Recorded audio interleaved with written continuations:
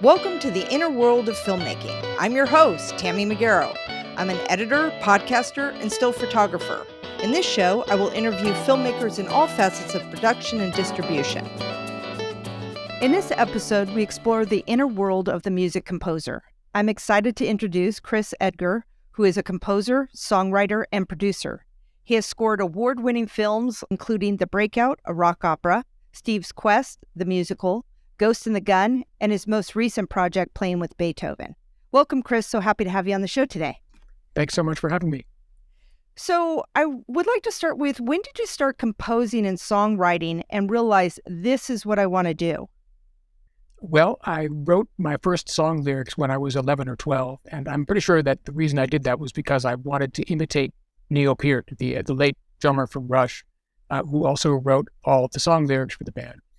And because Neil did that, well, it was obvious that I should be the drummer / lyricist too. And so to back up a little bit, I was playing in progressive rock style bands, like sort of Rush influenced bands, with my brother since probably age 12 or 13. So that's where I did my first songwriting. And then from that point on, it seemed just obvious to me that that's what I should do. I don't think I questioned it at all, maybe until my 20s. So how many instruments do you play? I started out with drums at a really young age, probably 3 or 4. My parents noticed me banging on pots and pans while they had some classical music on in the background. And they just decided that I ought to do something productive with that urge to bang on things. So they got me a snare drum with Goofy on the drum head, like a Disney-themed snare drum. And then I gradually accumulated more drums until I had a drum kit, and then I started playing, drums and percussion. I started taking some piano lessons when I was 12 years old and really got into playing keyboard, well, partly because I realized that if I wanted to write, the musical aspect of songs and I wanted to write the melodic aspects of songs, I had to be able to play a melodic instrument.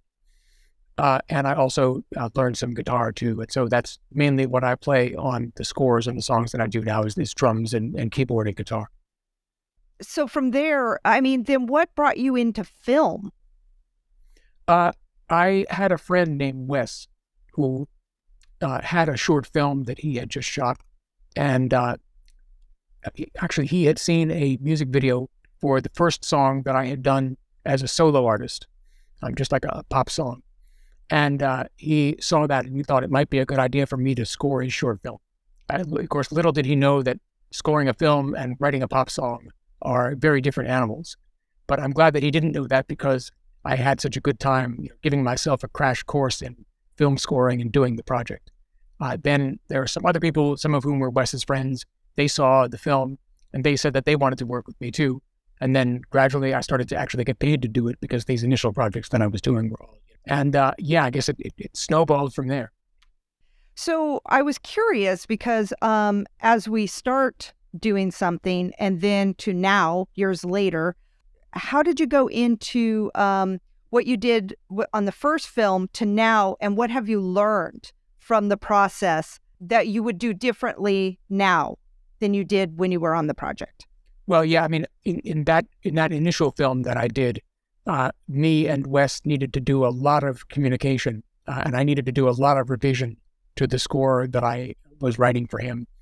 Partly just because of inexperience doing it, but also because I think I didn't understand how important it was to get a very clear picture, even before I start writing any music that's going to be sent to the director, what exactly they're looking for as far as emotional tone and so on. And even to the point of having them send me a YouTube video with a piece of music from a film that they really like, that they think would be appropriate for a given moment, because that's usually what's going on with the director. They think, oh yeah, I saw this other movie and I want the music in this scene to sound like that. Initially, I was it didn't occur to me to do that, or maybe I even resisted doing that a little bit because I thought, well, I don't want to just copy somebody else's music, right? Right. But what I've come to realize is that if I listen to someone else's piece, even if I try to duplicate it or duplicate the sort of feel or the gestalt of it, it's still going to sound original because no two music composers are going to do things the same way. Right. So now I have no problem. They just send me a YouTube video, and I'm going to try my best to imitate it, and it's going to end up sounding like something completely different, but that will be okay. I love it. Okay, so why don't we walk through a project? Okay. Okay. So let's walk through working with a client and how you start the project. And in particular, we can start talking about working with the wonderful Jen Page on playing with Beethoven. So why don't we walk through you getting involved? How did you get onto the project? And then how did you work with Jen, the director, with the music? Oh, yeah. Well, as far as Jen goes, I met her back in 2015. I had a project that I had briefly presented on stage. It was a musical called The Breakout. Yeah, and you mentioned it earlier in my bio. And people were telling me when I was asking around about, who might be able to direct a film version of this, I kept hearing, you want to work with Jen Page. This is what she wants to do. She wants to work on musical, sort of musical theater-like projects on camera. So I met with her, and she was really passionate about it, which is, the way that she gets about a project that she's really into. Yeah, we ended up working together on, I don't even know how many projects we worked on at this point. And actually, that's a good jumping off point for, advice that I would give people who are trying to get into music composing. Try to forge a long-term relationship with a particular director. Obviously, you need to do a few projects at the outset to try to build up trust. But if you can get that, if you can consistently work with someone and you understand how each other communicates and so on, then it becomes so much more smooth and easy than kind of bouncing around between different projects, even though, of course, early on in your career, you're inevitably going to end up doing that. But anyway, you were asking me about the process. Yes. So normally I'll come on to a project shortly after it's been shot and an editor has put together a rough cut of the film. In the case of The Breakout, it was very different. And playing with Beethoven and some of the other stuff I've done with Jen, because I was actually on set. I bet that was wonderful. Well, yes. It was, in a project like playing with Beethoven, it was stressful because we were actually recording the music live on set. Okay. With The Breakout, it was just, it was lip syncing. The actors were lip syncing along with music and songs that we had previously recorded. And I was running the playback on set. But it was a great opportunity. I got to hang out with the cast. I tried not to give them any notes, even though I was the writer of the musical. I tried to let Jen do that. Yeah, when they would have some kind of question about the script, then I was actually accessible there on set. So it was very different from the typical music composer thing, where you just get a rough cut of a project, and you meet with the director. I can talk about how that normally works because I've done a lot of projects of that nature as well. Yeah, that's fine. The other thing I was going to say is on musicals, are you on set more because of musicals? In all of the musical theater-y type productions that I've done, that is sort of the movie musical type things that I've done, I have been on set, yeah. There are some musical theater-y moments in playing with Beethoven. There's sort of the way you wear your hat, or, classic Frank Sinatra style duet between two of the characters that happens. And of course, The Breakout is fully musical. And I have another project called Danny in the Darkness where we filmed some vignettes from that, and I got to be on set for that. That was pretty awesome. And it's a great way to make contacts too, since most music composers are typically kind of trapped in their studio, which tends to be in their house as well. Like my home studio here, for instance, it may be a good environment for creativity and sort of exploration when you're by yourself, but it's not a great environment for networking and building up relationships. Yeah. But yes, I was on set for all of the musical theater style things I do, and hopefully I'll get that opportunity with the next project that I do, which is also going to be kind of musical theater-y. Now, do you enjoy that more than just composing for non-musical films, or do you think they're different challenges? And I really love writing both songs and instrumental underscore. I was surprised at how much I liked writing underscore. I was telling you about that first project that I did, which was this sort of sci-fi / Western. Initially, I thought, well, do I have any kind of affinity for this? Like, have I got to have any idea of what I'm doing? And then I realized, oh no, this is kind of like the progressive rock I used to listen to as a kid. Like it sort of came full circle with it. Like a band like Yes, they would take a particular melody and then they would present it in a bunch of different time signatures and tempos and keys and so forth, just like a classical composer would. And you get to do that in the context of film when you have a motif or a melody that's devoted to a particular character. Then you can present it in all kinds of different ways, depending on the situations and the conflicts that the character finds himself in. Can you talk us through when you first get on the project? what questions do you ask the director for the feel? When you're watching the cut, do you read the script? What's your process? I'll watch the rough cut a bunch of different times, and then I'll meet with the director typically to do what's called a spotting session. So we'll sit down and we'll talk about which moments of the film should contain music, where there should be a cue or a discrete piece of music, and what kind of emotion we want to convey with each cue. We'll also talk about whether the director wants the characters, or the main characters usually, to have specific motifs or melodies that are associated with them, which is definitely a way that I like to work, particularly when I'm doing a feature film.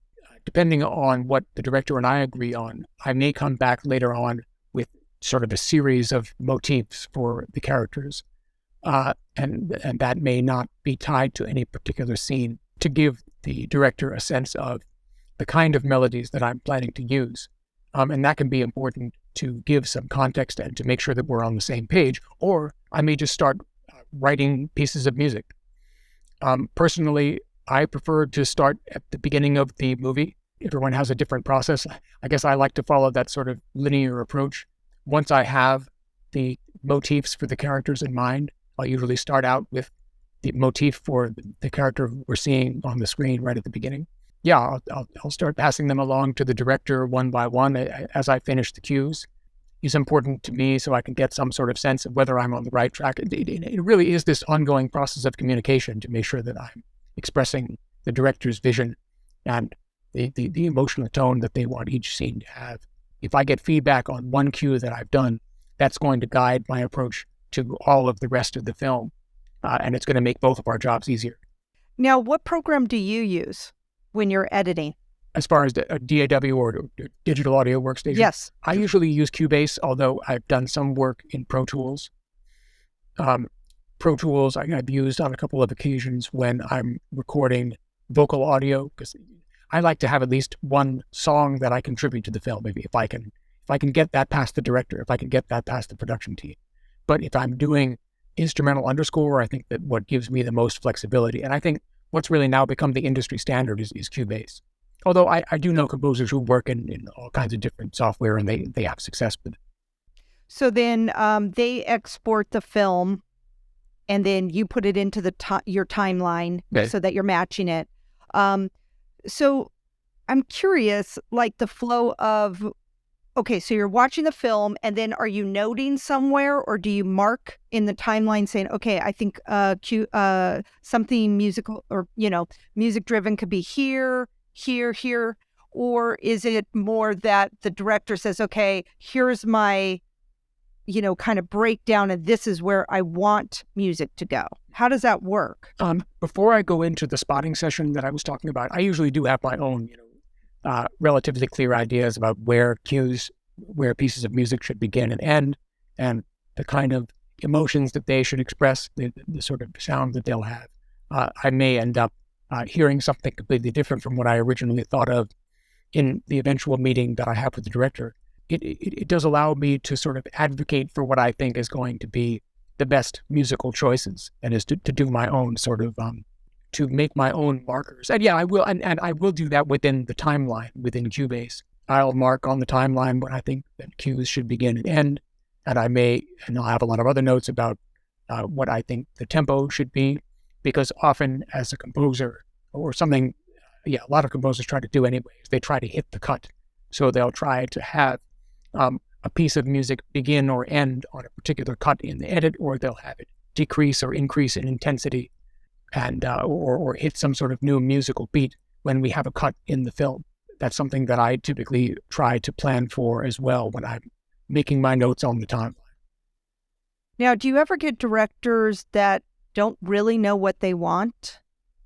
And then how do you grab inspiration to go, okay, I'm kind of on my own here, and and then what's your flow, kind of like, because this is very creative. I mean, yeah, and I've never worked with a director who has been a musician themselves or a composer themselves.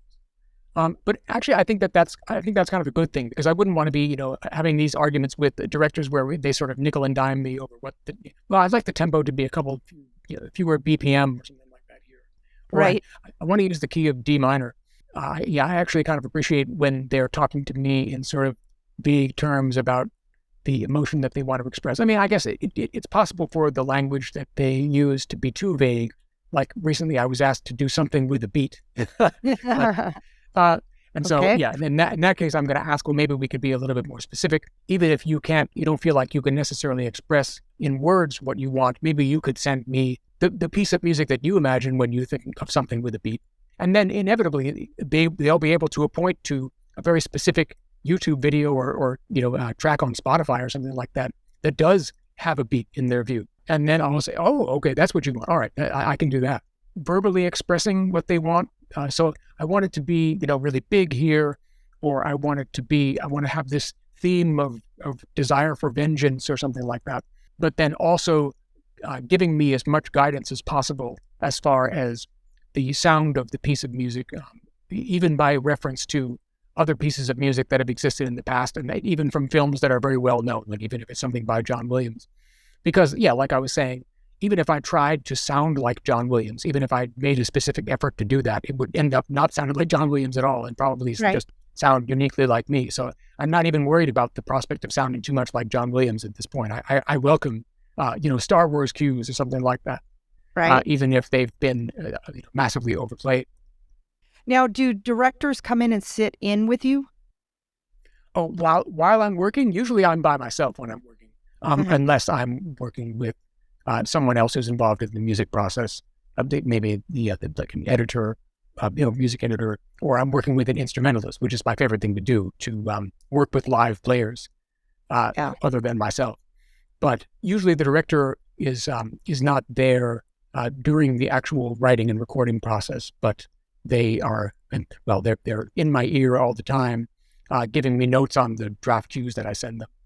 I'll, from within, Cubase or whatever DAW I'm using, I'll render a video of the scene with the rough sound that I've been given and with the cue under it. So I'll need to do kind of a sound mix as well. Right. And I'll send that along to the director. And that'll be a lot more useful to them than just sending them a sound file. And that's usually the best way to get, I think, productive notes that I've experienced. How do you get the projects? Is it now word of mouth or? I think for the most part, that is how I get projects. I mean, I've worked on, like I was saying, it's very important to build long-term relationships. Yes. Someone like Jen, I worked with for just innumerable times. It's rare that I've just met someone at a networking event and then ended up working on their project. Because, I mean, particularly if we're talking about something like a feature film, that's a big commitment. And even if you have this really impressive reel or something like that, that doesn't mean that you know how the working relationship is going to go. So, yeah, it does take a certain amount of building trust. I think starting out, I mean, if I were talking to a composer who was starting out, I would advise looking for people who are looking for someone to work on their short. It could be your friends. Maybe you have friends who want to make a short. They want to send that out to a limited film festival run. That's a great thing. But just to get experience doing this kind of work, building up a reel, but not just building up the reel, building up a network. Because if your friend likes your work, then your friend could refer you to another friend who's making a film. And so, that's the most solid network, is building up a bunch of people, starting with people with whom you have a personal relationship, who can make those kind of referrals. Because it's not, I mean, it doesn't work like, applying for a typical job where you just present a resume and maybe you present your portfolio or your reel. That by itself, I think, doesn't differentiate you as much as having a personal contact and having that sort of personal trust with a solid group of people that you work with. So how do you find your inspiration? Like when you're sitting in your studio, you have a project and you have to come up with something. Does it come rather quickly to you, or what is your process, your creative flow to getting the music? Well, usually my first pass of working on a cue is going to be improvising on the keyboard while I'm watching the scene. Maybe I'll use a melody that I've written previously, as a guide there. So I'll kind of improvise on that melody and try to fit that tonally into the scene that I'm watching. And I'll keep keep running the scene back and improvising on it until I come up with something that feels inspired to me. Then I'll build up more of an arrangement around that melody. So I'll start adding in some additional, instrument parts and so forth. And then that'll build into a cue. But that doesn't always work. I mean, sometimes I'll just feel like, oh, I'm kind of just beating a dead horse here and I've got to do something else. So what I'll do is I'll go and listen to a score by somebody else. I'll go listen to a score for a film or a scene that I think is similar to the one that I'm trying to score. And yeah, like we were talking about before, I'll make my best attempt to sound like that artist, which inevitably will always come out sounding original anyway. Yeah, I have no problem with going to other people's work when I think that what they have done is similar to the film or the genre, and seeing, well, what can I get out of this? What elements can I take from this without completely misappropriating, the cue that I'm listening to? How long do you typically work on a project? I mean, do you have like a week to get it done, or, and I get it, if it were a short film versus a feature would be a lot longer, but what's a typical time frame to be working on a project? Short film, musical, and then a feature? Well, often with these projects, it's kind of like this hurry up and wait dynamic. Yeah. The director will want something done as soon as possible, but won't necessarily be 100% clear on when that is. I mean, yeah, if it's a feature film, I'll probably be working for a month. If it's a short film, I would love to have a couple of weeks. Getting something done in a week, I mean, I could do a full score in a week. If it's a situation where I'm going to be getting a lot of notes from the director or producers or something like that, then I would prefer to have more than a week, because that's going to involve some really late nights. As far as doing a draft of a score, that's something I could do in 1 or 2 weeks for a short film. And for a feature film, I mean, if we're talking, 30 to 45 cues of music, then that's going to take several weeks to get a draft together. The initial draft that I send is usually going to be made up of, whatever sort of live playing I can contribute and samples. That's what's known as a mock-up, is what I'm talking about, essentially. So it's not going to involve an orchestra. It's not going to involve a ton of live strings or something like that. And if the mock-up is approved by the director, or portions of it are approved, then we can go into starting to record the live players. I mean, assuming there's the budget for that, because of course I've worked on projects where the budget is too low to have a lot of live players. Right. The only live player we can afford is me. Yeah. But ideally, I mean, this is one of the most fun parts, because I could get, some virtuoso cellist to interpret the cello part that I've written for this in their own way.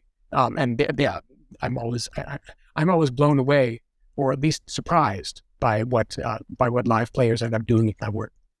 Oh my God. And then do you get to be a part of that? I mean, do you hire the live orchestra and then you're there composing it, or does it go off to somebody else and then it comes back to you? I'm always there. I mean, I've worked with a bunch of people like score contractors and so forth who put together the musicians who are going to play on the score. But if it's a smaller independent project, then we may not be able to get a score contractor. So I'll pick the musicians from people I know, and then I'll pay them out of the budget that I've been given. So yeah, I mean, composers, in independent film, we end up wearing a lot of hats.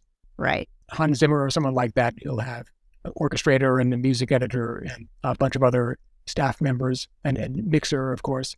And sometimes we end up having to do all of those duties ourselves. But in situations where the budget allows for multiple people to work on the project, it's wonderful to have a team. How many renditions of the film do you typically have to go through? Anywhere, like, do you have a range? Usually when there are edits made to a cut that I get, they're made in a discrete part of the film. So it wouldn't be typical for a film to get totally revamped after I've watched a rough cut. Usually there are a couple of scenes that are just kind of bugging the director or bugging whoever is calling the shots, and they need revisions to those. So often it's not a matter of delivering a whole new cut of the score, but of making adjustments to specific cues again and again and again. Right. Until the director becomes satisfied with how those cues are moving along. So you're pretty much getting more or closer to the final cut when it's coming to you at that point. So it's just like minor tweaks. And then it's also Does he like what you've provided him and then he's giving you notes? You're just kind of maybe going back and tweaking the same stuff, just making it a little different. Is that what you're saying? Yeah, I mean, the tweaks won't necessarily be minor. I mean, depending on the extent of the notes that I'm getting. In an ideal situation, they will be. But yeah, I mean, when I get a cut that the director has actually approved, even if the director considers it to be rough, then usually I'm not going to have to deal with the situation where the entire thing is re-edited. And as far as their notes on my work, I mean, there have been a few occasions when I've basically needed to deliver a whole new score. That was really earlier on, I think, in my career when I was working with directors who were not necessarily as experienced and I wasn't as experienced. So, as a result of the fact that we both weren't perhaps as good as we could be at communication, then there ended up being a mismatch as far as what our expectations were. Right now, I try to approach it in the very sort of incremental way. Like I get as much data as possible, so I'm going to get, not just a verbal description of what the director wants, but, as many of their own, as many actual audio files. I'm going to send one cue at a time and sort of download all the data that I get from their feedback about that.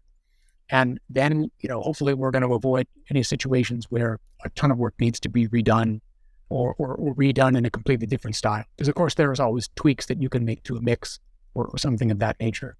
But it's better to have to do that than to have to rewrite the entire cue. Well, so when you started composing to now, did you find yourself, like maybe more earlier on, you get so excited with the project that you'd start to do all this work and, oh my God, this would be great here, and then you have to come back and redo a lot of it? There were a couple of films where, that may have happened, because I do get really enthusiastic and I do have a very clear direction that I want things to go in. And if I feel like one cue works particularly well, maybe the director has told me, yeah, I really like this particular cue, then I'll think, oh, well, now I know how to do the entire film. But that may not necessarily be true in the eyes of the director. So that's why it's important for me to work in this gradual sort of way. That's the way that we avoid, as much redoing the work as we can. Right. Now, what do you feel are the biggest challenges for you as a composer? I think there are a number of challenges that you think of. I mean, you're always working on a strict deadline, and you have to work within your budget and so forth. And the budget can be small, but I think the biggest challenge is just communicating clearly about the director's vision. I mean, particularly when I'm working with the director, as I always have, who is not a musician themselves.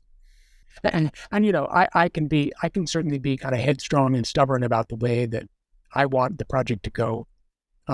As soon as I get a project, I develop a feeling of ownership around it. So I want to make sure that it's served as well as possible, and I don't want it to be about people's personalities or egos or something like that. Being able to put that aside to some degree, that can be a challenge for me, and recognizing that I'm not the sole, or where I'm not really the leader of this project. And in fact, I'm sort of the head of a department from the perspective of the director. Now, do you do the sound? You had mentioned that you wear multiple hats sometimes on projects. Do you do the sound mixing? I usually don't do the sound re-recording mix. Okay. I have done that on a couple of occasions for kind of friends projects. Often I feel like I would love to have control over that aspect of the film too, but then again, I don't want to do all this. I don't want to do Foley work, or I don't want to do dialogue editing or dialogue replacement. I'd much rather spend my time making music. I mean, as important as those functions are, right? I would rather leave them to someone who really enjoys doing them. So yeah, as far as the hats that I wear, I mean, so there's composing the music and then recording the music. That intuitively you would think that was what I would be doing with the majority of my time, but also there's orchestration. So developing, if you're working in a sort of an orchestral format, figuring out what the orchestra is going to do, what each individual part of it is going to do. And that's often in these huge Hollywood, $100 million budget movies, there are multiple orchestrators who are working with a piece of music that's been provided to them by the composer and determining what every section of this is what the woodwinds will do here, this is what the percussion will do here and so forth. And yeah, that's a big task. Also doing the mix. So yeah, for massive budget movies, again, there'd be multiple people working in a studio on the mix. They're waiting there, ready to receive more cues from the composer, right, and their team, and to immediately mix them and then get them to the director. With low budget independent projects, the mixer is going to be me. I like having control over those aspects of it, and I feel like doing that has improved my ability to mix. But still, I mean, there's a good reason why there are large teams that tend to work on feature films. Whenever I can get more team members, I always appreciate that. With any position you have, you're always learning. Yeah. What are some of the things that you do to learn your craft? I'm always trying to learn new styles of music that I haven't done before. Recently, I've been playing more jazz, just messing around on the keyboard and drums. And there are inevitably, regardless of the style of music it is, even if it were punk or something like that, there will be elements of it that are valuable to the projects that you end up working on. I did play in some jazz ensembles as a kid, but I hadn't played it for a long time. In playing with Beethoven, that ended up being really influential as well, because I needed to write jazz and gospel and other interpretations of Beethoven's work. I was kind of arranging Beethoven's work. Having tooled around with jazz piano, that definitely helped me in working on projects like that. So you never really know what kind of benefits you're going to get from exploring styles of music that you may not have been involved with that much before, but they're probably going to be there. Is there any director you would love to work with, or directors? I would love to work with Aronofsky, The Wrestler and Black Swan and so on. Those were a couple of my favorite films of the years when they came out, just in terms of his ability to do a character study and develop a character who I genuinely get emotionally invested in. Noah Baumbach as well. I may not be pronouncing his name right. Yeah, A Marriage Story was my favorite film from 2019. And it could just be because I loved Randy Newman's work on that so much. And I think of Randy Newman as the guy who sings I Love L.A., but he can also do film score. There's a situation where the score really does, again, help you to care about what's going on with the characters and express a dimension of the characters that you may not be seeing on the surface on screen. So as far as recent inspirations, I haven't seen The Whale yet, but I'm really looking forward to Aronofsky's latest. I've heard that the score to that is really impressive too. Well, why don't you tell us about the Electro Rocker campaign you just launched? Sure. The Electro Rocker, it's a semi-musical comedy. It's about an outcast high schooler who, because of a rare freak electrical accident, he finds a new friend who is this 80s style rocker made of electricity who follows him around singing inspiring songs, like to get him to take risks and so on, to get him to ask out, the girl that he's interested in or audition for the band that he likes and so on. The electro rocker, this being made of energy, he communicates only in song, and that's the part of it that makes it a quasi-musical. This is actually a movie that I am directing and that I've written the script for. I had my directorial debut back in 2022, or actually, it's still 2022, believe it or not. But in early 2022 is what I mean. And I kind of got hooked on that. And if it's a film that is musical theater-y in tone, then I feel like that's something that, I'm particularly well suited to direct. So I'm going to do that. And I've written a bunch of songs for it. And we're doing a crowdfunding campaign for it as well. That's a campaign that's on FreeFunder. You can actually see me, if you go to that page, singing a bunch of the songs from the Electro Rocker. I'm not going to play the Electro Rocker in the final version, but it's a huge blast to record in the style of music that really influenced me when I was a really young kid. Journey or Europe or something like that. And it's a sort of a playful send-up of that genre, I would say. So at this point, you're fundraising to start the film. Is that correct? Yeah, I mean, we're gonna make the film no matter what. People want to help me to make it, and there have been some people who generously have contributed to that. Then I certainly welcome that. When do you anticipate you're going to start filming? That would be in late January or early February is what I'm thinking. I just talked to the AD who's going to be working with me, and she's super psyched about it. She worked on my directorial debut film.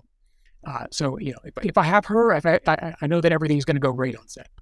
Oh, good. Have you already started casting?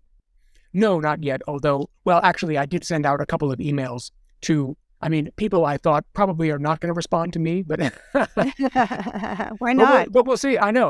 Why not take the risk? Because sending cold emails, it can have surprising benefits in ways that I really didn't. I would because I've been involved in casting for some of these films that I've worked on. I was kind of surprised at the people who would actually want to see the script. I didn't think would have any interest in it at all. Yeah, I think there's nothing wrong with sending things out because you'd be pleasantly surprised that people are looking for projects. Yeah.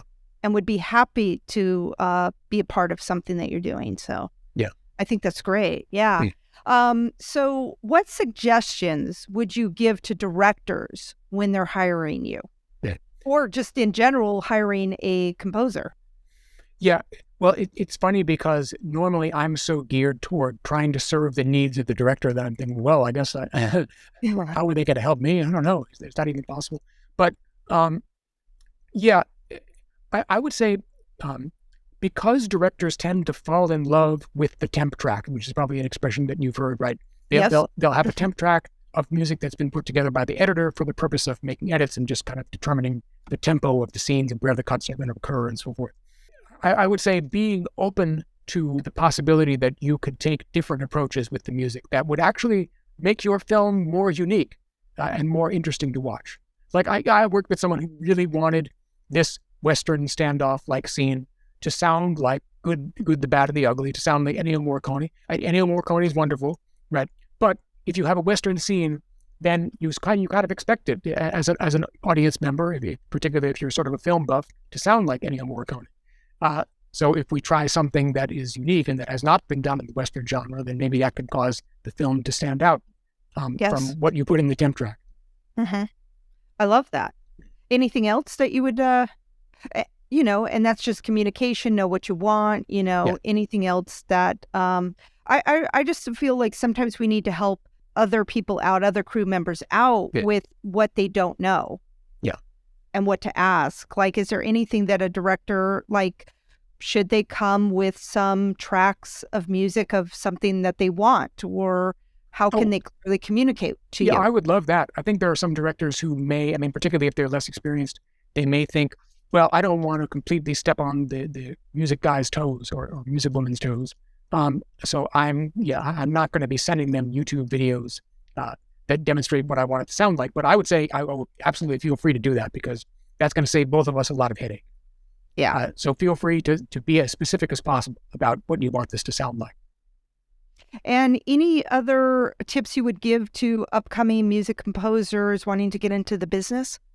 Well, I would say, if you have, I'm very grateful to have had the opportunity to be on set of a film, which, because composers tend to be isolated in their home studio, is not always possible. But even if you had to do a non-composer role, like a lot of music people wouldn't necessarily think about this, but being a PA or something like that on a set, just to be able to experience what it's like and to be able to meet people. Because I think that's better than any kind of networking event where you just kind of go up to people like, so, hey, what do you do? I think because then you know that everyone is there for a particular purpose. You know what their roles are. Yeah, and there is a bond that develops between people who have been on film sets that doesn't always extend to post-production. Sometimes it seems like they've almost been through sort of war together. They've almost been through combat together. And depending on how things got on the set, that may be an accurate sort of metaphor. So being on the set of a film, I think that's the best kind of networking that you can do. Well, thank you so much for being on the show today. This was great. Sure. Yes, I hope this was helpful. Thank you so much for listening. I encourage you to get out there and make a film. Reach out to your local filmmakers group to get involved and connect. Please subscribe to the show if you like it, and follow me on Instagram @TammyMcGarrow. Until we meet again, what's your story?